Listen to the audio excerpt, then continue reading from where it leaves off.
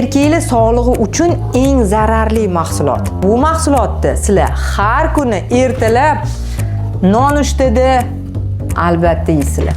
Bu sosiska. Ultrapererabotanning mahsulotlariga kiradi. Eng yomon asoratlardan bittasi bu ichida rak olib kelishi mumkin. Undan tashqari erkaklik kuchini pasaytirishiga, yurak qon tomir sistemasidagi har xil kasalliklarga ham olib keladi.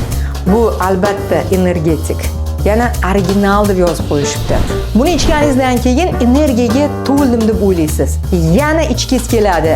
Bu esa markaziy nerv sistemani qo'zg'aluvchanligiga va asab sistemasiga salbiy ta'sir qiladi.